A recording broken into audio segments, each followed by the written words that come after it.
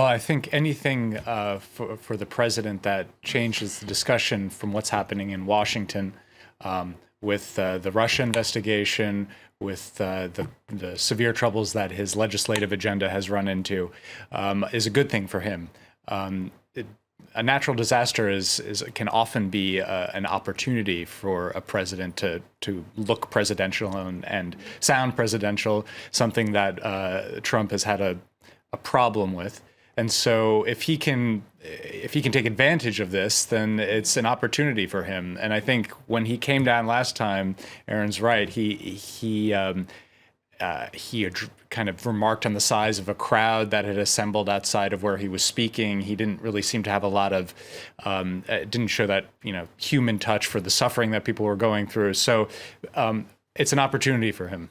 Yeah, he seemed to be working hard to avoid the political pitfalls of George W. Bush in 2005. Such as not showing up at all. Such as not showing up at all, which he did.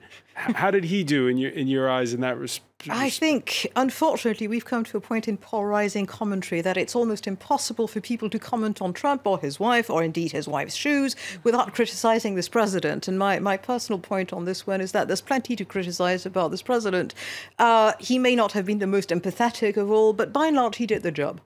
What can you do? Can you go and sort of disturb really complicated rescue efforts? Go and yes, he could probably have gone to center where people were regrouped and sort of hoping to dry themselves and have something warm inside them for a bit and bemoan what happened to their possessions. But by and large, he's been doing the job, and I think there will be plenty for us to criticize him in the future. God knows there has been in the past. I'm not going to sort of start picking bits about how he sounded. He did it. He was there. It's more than his predecessor did the last time there was a major catastrophe in the area.